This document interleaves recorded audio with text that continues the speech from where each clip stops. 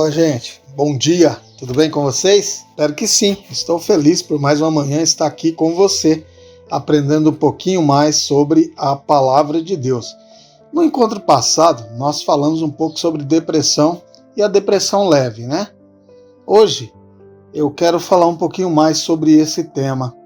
E hoje nós vamos falar sobre a depressão moderada. E eu quero aqui trabalhar com alguns exemplos bíblicos que podem ter sofrido de uma depressão moderada. É lógico que quando nós olhamos para o texto bíblico, para a palavra de Deus, ela não foi escrita com esta ideia de falar sobre depressão, mesmo porque é um termo que é mais novo, né? Não teria esse intuito, a intenção de falar exatamente sobre depressão. Não é isso que Deus pretendia ao inspirar os seus escritores. O propósito primordial de Deus ao incluir essas passagens, em grande parte dos casos, era inteiramente diferente de falar sobre depressão. Não era isso que ele queria dizer. Mas, quando nós olhamos para tudo que abrange hoje o termo depressão, e olhamos e comparamos com estas passagens, nós podemos tranquilamente perceber que estes homens estavam enfrentando uma depressão. E hoje eu quero falar sobre o profeta Jeremias. O profeta Jeremias provavelmente enfrentou uma depressão moderada. Se fosse nos dias de hoje e ele tivesse que ser diagnosticado de alguma forma, ele se encaixaria num nível de depressão moderada, né? Olha só, olha como age esse homem. No livro de Lamentações, Jeremias ele usa uma linguagem metafórica para descrever a sua experiência emocional. Ele descreveu que estava em densas trevas, ele descreveu que estava quebrantado, ele falou que estava tendo grandes aflições, dores como dores de parto, estava acorrentado, cercado, encurralado, cheio de amargura. Ele diz que é como se ele tivesse os dentes quebrados por areias ou pedrinhas arenosas. Ele traz a sensação de que ele estava atravessando um momento de amargura.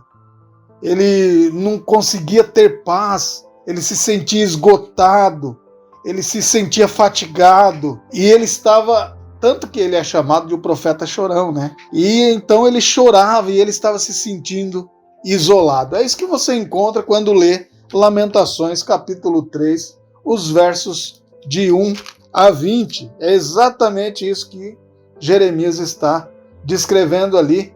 Ele diz que ele é um homem que viu a aflição pela vara do furor de Deus. Ele diz, ele me levou e me fez andar em trevas e não na luz. Deveras ele volveu contra a minha mão de contínuo todo dia, fez envelhecer a minha carne e a minha pele despedaçou os meus ossos, edificou contra mim e me cercou de veneno e de dor, fez-me habitar em lugares tenebrosos, como os que estão mortos para sempre, cercou-me de um muro e já não posso sair, agravou-me com grilhões de bronze. Ainda quando clamo e grito, ele não admite a minha oração.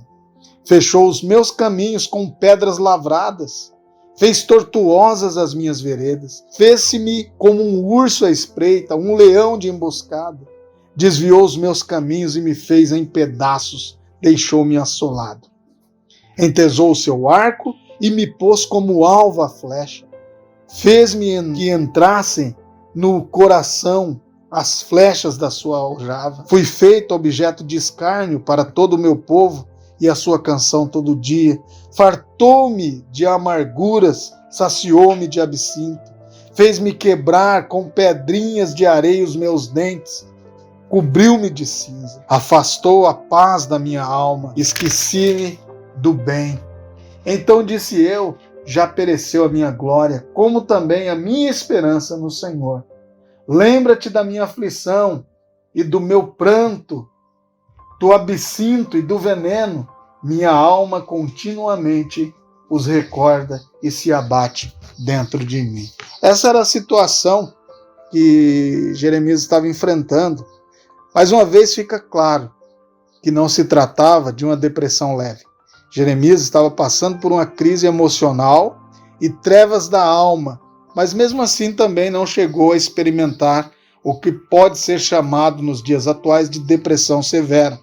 Por quê? Porque ele ainda tinha esperança.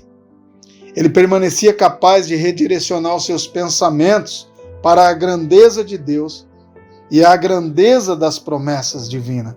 Na verdade, os pensamentos de Jeremias naquele capítulo, no capítulo de número 3 de Lamentações, eles variam entre coisas desanimadoras e coisas encorajadoras. Apesar de ficar derrotado e prejudicado por um período de tempo, tanto físico quanto emocionalmente, e de ser provável que não estivesse servindo ao Senhor com a alegria que deveria servir, Jeremias não estava pronto para desistir por completo. E a amostra disso nós acompanhamos a partir do verso de número 22 até o verso de número 66 do capítulo de número 3 de Lamentações.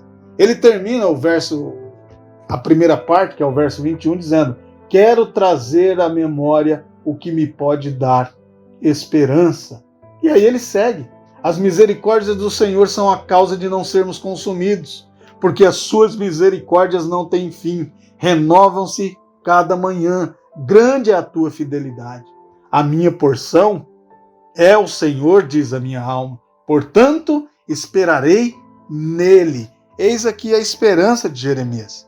É por isso que ele ainda não estava numa depressão severa, Ele estava numa depressão moderada, porque ele ainda tinha nos seus pensamentos esperanças. E essa esperança era em Deus, estava em Deus. O verso 25 ele vai dizer: bom é o Senhor para com os que esperam por ele, para a alma que o busca.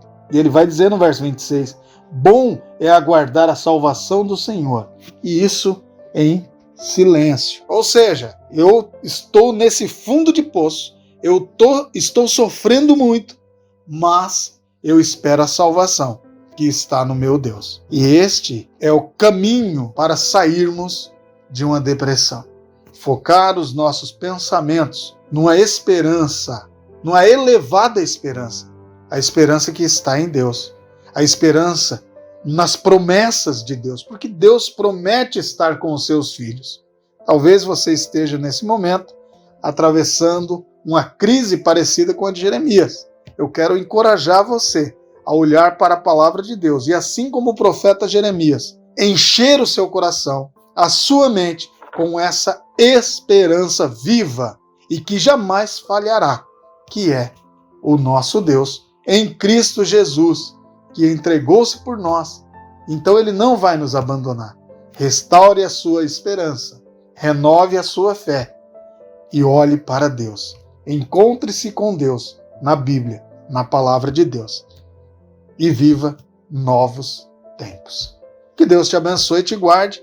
Eu espero você em nossa próxima devocional, se assim o Senhor Jesus nos permitir. Um abraço e até lá!